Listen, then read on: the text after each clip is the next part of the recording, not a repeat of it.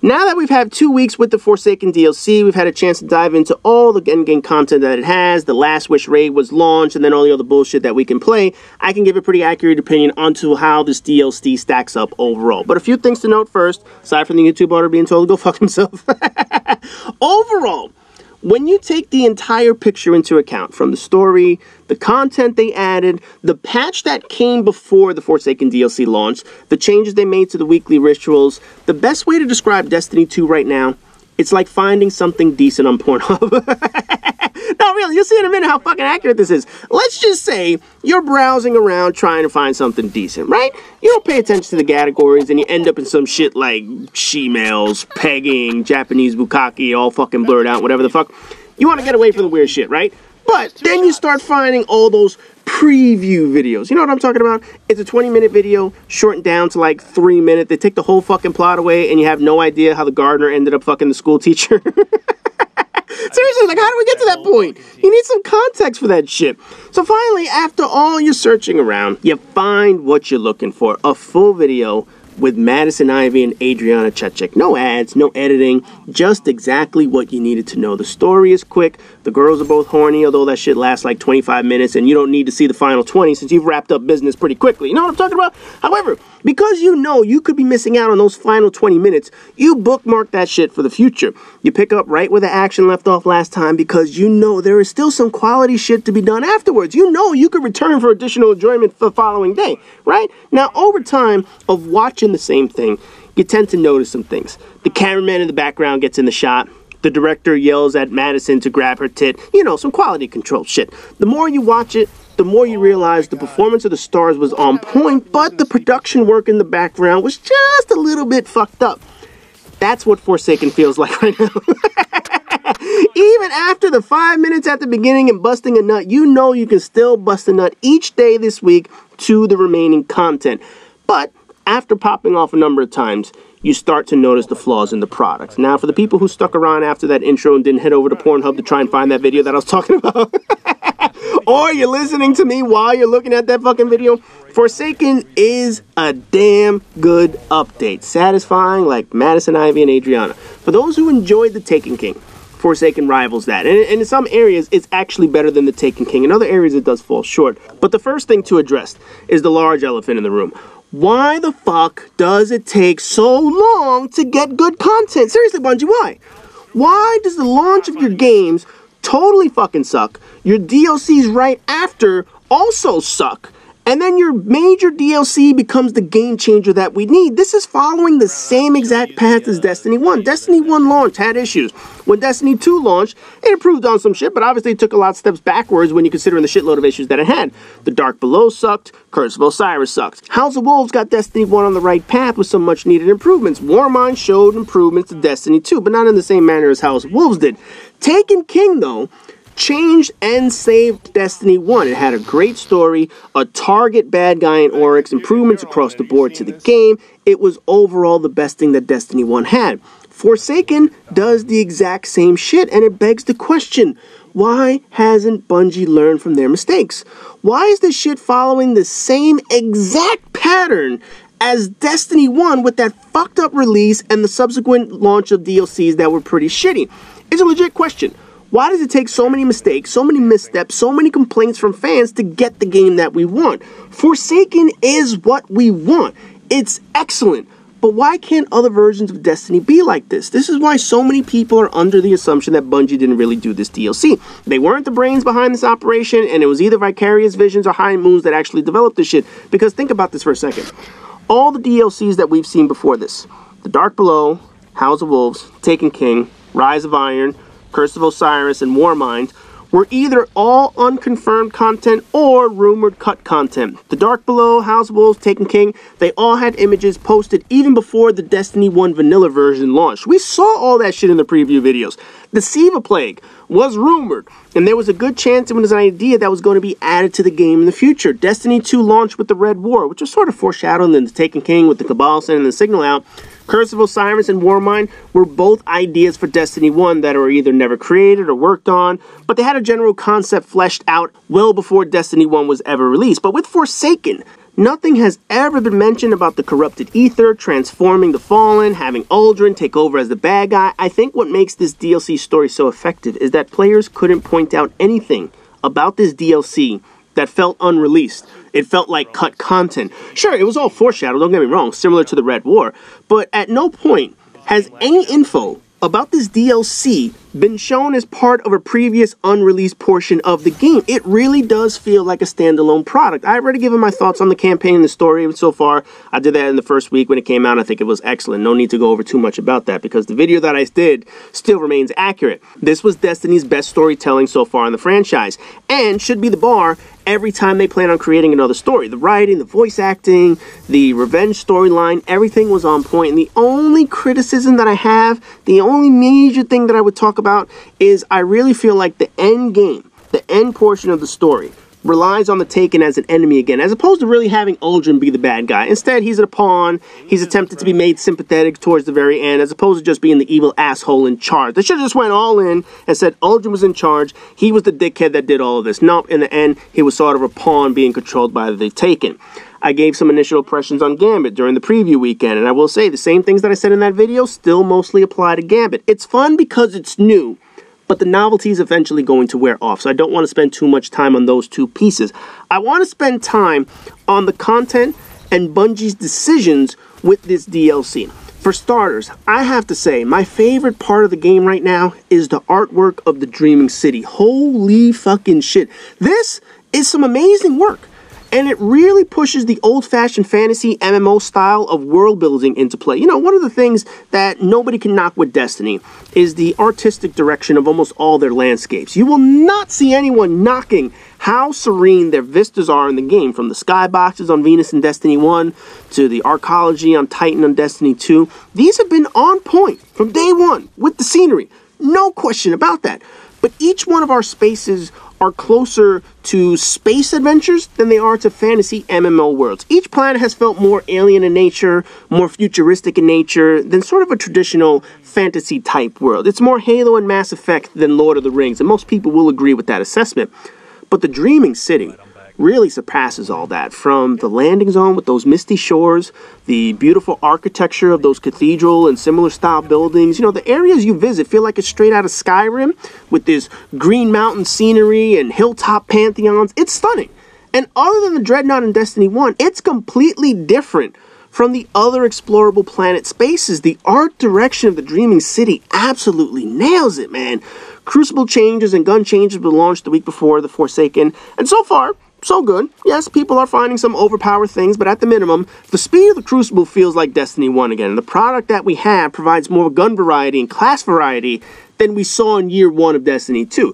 Could this shit take a turn for the worst? Absolutely. But as of right now, the Crucible's holding up pretty decently, and I mentioned that in my teabag video that I did last week. The big changes, though, that came with the game were the powerful engrams and the milestones. Initially, I was on the fence about how they structured these activities, but that was part of the first week's learning curve to understand the whole new system. But in playing it and understanding what it's supposed to be like, I will say it's a more streamlined system once you get the hang of what to do. It'll be nice for Bungie to communicate the calendar of events a bit more in depth, but players have already figured out how to rank up with the content. Of course, I do have to mention their fuck up with the resets on that first Saturday of the DLC, where the weeklies reset accidentally on Saturday, fucking up everyone's schedule over the past couple days.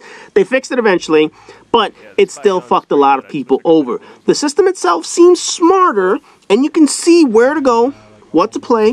The icons above each location tell you exactly where you're going to find some decent gear, so the visual system works. The rewards, though, are fucking ridiculous. And anyone who has hit level 520 knows exactly what I'm talking about. The engram drop system right now states powerful engram, but it isn't that powerful. For the daily and weekly things like strikes and Crucible, Gambit, daily adventure, daily story, whatever the fuck, you will only get a drop 1 light level above what you are at the time once you hit 520. So for example, if I am a total of 525 power, but for some reason I have a very low pair of boots at 510, but a really high ranked gun at 535, the game will drop me a 526 piece because I am at 525 power. That could be put in the gun slot where I already have 535. So instead of me getting something that improves my standing, I get a piece in a slot that doesn't help me at all. It doesn't help me with my boots that are holding me back in light level. That's pretty fucked up. Once you hit level 540, then Nightfall starts to do the same thing. Finally, activities and bounties on the Dreaming City, they're also going to drop like that up until level 560. But before you reach 520, 540, and 560, all those thresholds, powerful engrams and prime engrams will drop at +5 your power level. But again, the game doesn't know to do it in your lowest level slot. It's not like the game knows you need a chess piece and provides you a decent chess piece in the drop. It's totally fucking random. And if your luck is anything like mine, you get the fucking same edge transit grenade launcher every fucking drop. Oh man, did you guys see that Kotaku article about the top 5 drops in the game? And basically they listed all top 5 edge transit in this motherfucker. That shit was hilarious, man. The system itself is smarter. The rewards, though, need to be improved, and they need to be made into smart rewards. If Bungie decides to bump up the rewards for the events, then you will have a better reward system for players, because right now, it's only a reward for those pro player screen liquor motherfuckers with nothing else better to do with their goddamn day. Some of the new things that they bragged about were the bow, the new supers for the DLC, and I will say, the bows are fun. They're annoying as shit in the Crucible, but again, it's like a poor man's bolt-action sniper with crazy-ass aim assist. I mean, this is ridiculously fucking stupid, man. On top of that, you give some of them explosive rounds, so basically they just hit a motherfucker and they take them all the way down to the bottom of their health. Oh, man, that shit is fucking irritating as shit. I've used it a bit, but I still prefer weapons to a bow. I'd rather have a hand cannon, scout rifle, sniper, whatever the hell. But I can see the appeal in the Crucible, since the shit is like sniping for dummies. I will wait until more bows are released to compare some of the different qualities, but overall I think the ones that we have right now are the short to medium range bows that are absolutely pissing people off. New supers themselves. Personally, I would have rather had better or more subclasses or like a 4th element or something like that. Nope, we get new supers. Even though it's not like a new subclass, it's a new sort of skill tree within the subclass, which again, it's an improvement, but it's not exactly what we would really want with the game. It seems odd that the original 2 super trees that we have are still in place, and all we get is just 1 new super. So the 1 new super has 1 tree, the old super still have 2 trees. So hopefully they'll add more trees in the coming future and whatever the hell. I've unlocked a number of the new supers with some of my subclasses, and I gotta say, some of them are absolutely awesome. The Void Hunter and Solar are absolutely fantastic. From the tree, to the abilities, to the supers, you name it. And the Well of Radiance for Warlocks, basically the best support feature in the game. They basically took the healing and the damage rift, and they turned that shit into his whole super and jacked that motherfucker up on steroids. The new Warlock Void super is pretty cool to look at, but I think it does need a buff against the AI enemies. I unlocked the Code of the Missile and the new Titan Hammer, and I just don't think that those compare to some of the Hunter and the Warlock ones, but ultimately, they're pretty decent. They certainly have their purpose. They can certainly fuck people up, but I do think that some of the Warlock and Hunter abilities are some of the strongest in the game. We had the Last Wish raid release on Friday, and I did my video on Monday about how that's all fucked up right now. Again, the raid itself looks fantastic. Between all the boss levels that they have, all the secrets that they're going to put into the raid, the artwork level of the direction, the mechanics to it, but that power delta problem that I mentioned on Monday really holds back how good this raid could have been for the community. Not how good the raid itself is, but what effect it could have had on the community and the DLC itself. The game also added random rolls again, triumphs, collections, all these other minor things I'm not going to get into too much detail over, because I feel like these are additions that were in Destiny 1 and should have been in the game the whole fucking time. Don't know why it takes Bungie to realize that over a whole fucking year, but eventually we got all this shit that was in Destiny 1 to begin with. Aside from all the positive and negative things that they've added, there are 2 things that absolutely infuriate the community right now, and one thing that people complain about that isn't so damn bad, but people will bitch about anything. The 2 main issues driving people up the wall right now are the clan point changes and the limited number of weapons that are in the game right now as Forsaken weapons. The clan change is just horribly fucking stupid. I mean, horrendously fucking stupid. I don't even know how the fuck this even becomes a thing and why people join clans is promoted so heavily in the game. But what we had before wasn't bad. What we have now is so fucking antiquated. Why do people need to do bounties to get their clan points? And not only that, why the fuck are they forced into 3 daily pieces that might not even be shit they want to do? Week number 1, we had 2 Crucible bounties each day. But what happens if someone doesn't like the Crucible? They're still forced to play it? There was a streak of easy Gambit bounties, but again, there are people who don't like Gambit. Why is this shit forcing you into items you don't want to do? What was wrong with the prior system, where people played whatever activities they liked and they got points for it? There are people who want public events, and there are people who like the Crucible and will play it non-stop. Why not let people play what they want and get their Hawthorne engram. What the fuck is so hard about that? And if people play these activities with their friends, there should be better chances for rewards. How fucking hard is that? Why are we limited to a way that we can play, limited per day as to how much clan XP we can earn and do things that we don't want to do? The system is beyond so fucking stupid, man. While I can agree the older system could have used some tweaks, this new system is just horribly fucking pointless. Problem number 2 has been the limited number of weapons in Forsaken. How many edge transits have you received? Or how many fucking tiger spites or 10 paces? Holy fuck, this is all I get. And part of that is that Bungie added a very small loot pool of new weapons to the game. Sure, we got random rolls, but we got random rolls only like 20 fucking weapons. So it's common to see the same gun over and over and over again. Granted, it'll be different, it will have different perks, but it's still the same weapon and the same element. One of the more confusing things is, why are elements locked to weapons? Why is the subtle calamity always void and the cut and run always arc? If you can roll perks, what the fuck is so hard about rolling the element? I'm just not understanding this shit right now. This small loot pool of weapons makes no sense, especially when you have all these year 1 guns that could have been added to the loot pool and turned into random roll weapons. I don't fucking get it. The armor's on point, but the guns are just sadly underwhelming. Now, aside from the exotics having such a low drop rate, which I'm sort of fine with, the final thing frustrating players is the infusion system, mainly how expensive it is. I do agree that 17 masterwork cores are on the pricey side, especially when it takes like 10 levels to make a gun masterwork or whatever the hell. But here's the thing that people seem to ignore. You don't need to infuse every fucking thing right now. You don't need to have your whisper at max level every time you get something just a touch bit higher. You don't need to have your bow at top power simply because you want a bow at max power. It's not a bad thing to use other weapons and experiment with shit, because the power delta, aside from the raid, it's not that bad in the game yet. And yes, Iron Banner's in full effect right now. We get to see how the power delta is working. But you can have things in your inventory and wait until you find the perfect weapon, and then you keep that one forever. Like a tracking rocket with cluster bombs and an increased velocity. I have one of those. Those are fucking fantastic. There are a number of things to experiment with in the first weeks of the game. And saving your inventory would be wiser than burning it all on just one weapon or one piece of armor.